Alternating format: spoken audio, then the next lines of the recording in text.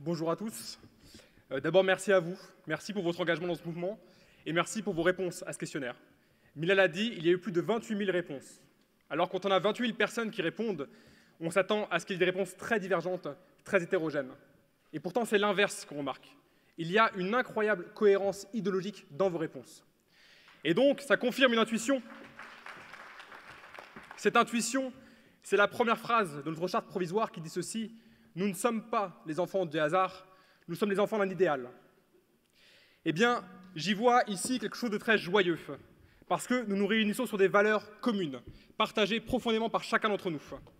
Et dans une époque où l'on voudrait nous faire croire qu'il n'y a plus de clivage politique, qu'il n'y a plus ni de droite ni de gauche, vous prouvez par vos réponses que non seulement la politique n'est pas morte, mais surtout qu'il est grand temps de relancer la bataille des idées, la bataille culturelle et de porter haut les valeurs qui sont les nôtres.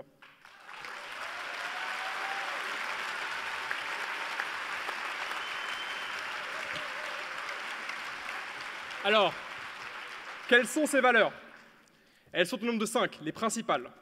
La première, très loin devant, c'est l'écologie, à 85%. La seconde, la solidarité, à 59%.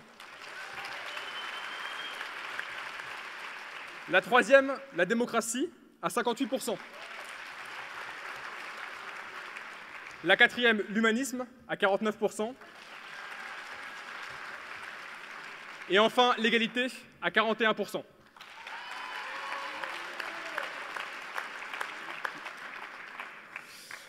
Alors, l'écologie, pour commencer. C'est évidemment le grand défi de notre siècle, qui sera sans doute écologique ou ne sera pas. Vous êtes 97% à considérer qu'il est urgent de changer radicalement notre modèle de production, qui est fondé sur un mythe absurde d'une croissance infinie.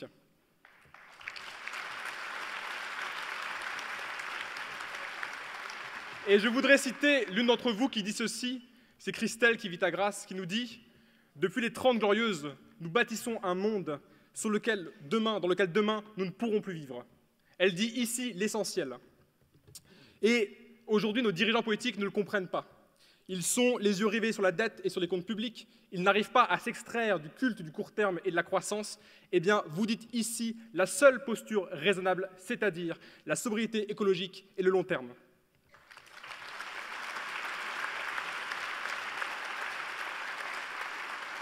Et j'aimerais que ceux qui nous dirigent nous expliquent comment ils vont rembourser la fonte des classes et la destruction des forêts. Donc, nous laissons les fous entre eux et nous allons bâtir ici un mouvement profondément écologiste. Alors la seconde valeur, c'est donc la solidarité. Voilà bien une valeur qui a été largement piétinée par un modèle libéral. Ce modèle libéral qui pousse à la concurrence, qui pousse à l'individualisme, qui méprise les individus derrière les chiffres économiques. Pensez aux infirmières, qui ne cessent d'être contraints par des nouvelles méthodes managériales. Pensez aux caissiers, pensez aux caissières. Et je ne parle que d'eux, mais ils sont de plus en plus nombreux à souffrir dans leur travail du fait de ces nouvelles méthodes. Eh bien, en plaçant la solidarité comme deuxième valeur, vous rappelez que dans notre devise républicaine, il y a un troisième mot, et que ce mot, c'est la fraternité. Et que jamais, jamais, la liberté ne doit prendre le pas sur la fraternité.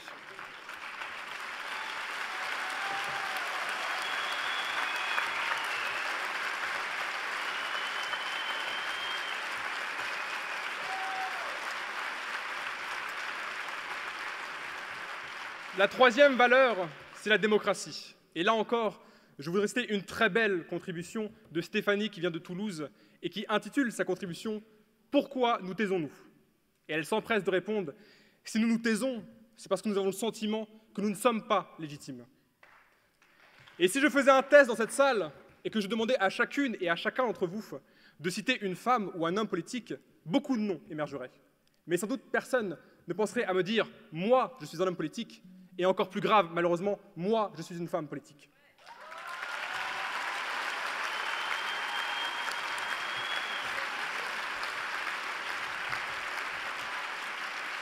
Et ce constat, c'est bien la preuve que nous vivons dans une démocratie appauvrie, fatiguée, usée, intermittente, dans laquelle ceux qui décident et qui prennent les décisions, eh bien ce cercle-là ne recoupe pas le cercle de ceux qui les subissent, ces décisions. Mais l'un d'entre vous rappelle à très juste titre qu'il ne faut pas s'arrêter à la démocratie dans la sphère politique. Je citerai donc Jacques, qui nous vient des Côtes-d'Armor et qui dit ceci: « Le caractère démocratique d'un pays ne se mesure plus aujourd'hui au nombre de consultations électorales, mais à l'extension des principes démocratiques à d'autres sphères que celle de la politique, en premier lieu à l'entreprise, mais à toutes les sphères sociales. »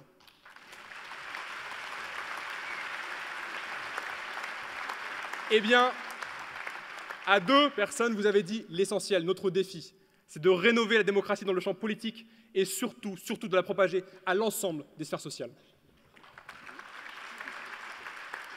Enfin, l'humanisme et l'égalité. Pourquoi les traiter ensemble? Sans doute parce qu'il n'a aucun sens de dire qu'on est humaniste sans se dire pour l'égalité, tout comme l'égalité n'a pas de sens sans l'humanisme. Et on pourrait s'étonner, on pourrait se dire, après tout, pourquoi ne pas avoir passé ces valeurs si fondamentales avant l'écologie, avant la solidarité, avant la démocratie? Eh bien, sans doute que si vous avez fait ce choix, c'est parce que nous savons aujourd'hui que nous ne pouvons pas nous dire humanistes et en faveur de l'égalité si nous ne sommes pas intimement écologistes. Quel sens cela aurait-il de se dire aujourd'hui humaniste et en faveur de l'égalité sans se dire pour la solidarité, c'est-à-dire en refusant la concurrence qui brime chaque jour davantage la fraternité? Quel sens cela aurait-il de se dire humaniste et en faveur de l'égalité sans se dire démocrate, c'est-à-dire sans être lâche et d'accepter de relever le gant face au pouvoir de l'argent, face au pouvoir des lobbies, face aux GAFA, bref, face à tous ceux qui menacent nos droits les plus élémentaires?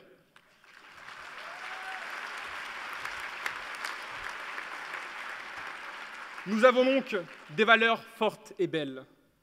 Et quant à tous ceux, et ils seront nombreux, qui nous diront utopistes, qui diront que nous sommes de la gauche illuminée et grabataire, à tous ces hommes politiques sans honneur qui enveniment les peurs identitaires, à tous ces rabat-joie sans imagination et sans cœur, je leur dirai, et je terminerai ainsi mon propos, par une très belle phrase de Léon Blum qu'il écrit dans son petit livre « Pour être socialiste », qu'il dédie à son fils alors âgé de 17 ans. Voilà ce que nous dit Léon Blum. « Vous ne pourrez pas rester neutre. Il faut vous prononcer, il faut choisir. Eh bien, vous vous rangerez avec la vérité, avec la justice, avec la vie. Vous ne ferez pas de bas calculs. Le défaut de votre âge, c'est le choix aventureux plutôt que le calcul mercenaire. Vous écouterez l'appel généreux et chaud de votre cœur. Et si vous surpreniez autour de vous la tentation vile d'aller du côté du plus fort, rappelez à ces égoïstes imprudents que la force elle-même, en un jour, peut-être prochain, sera au service de la justice. Je vous remercie.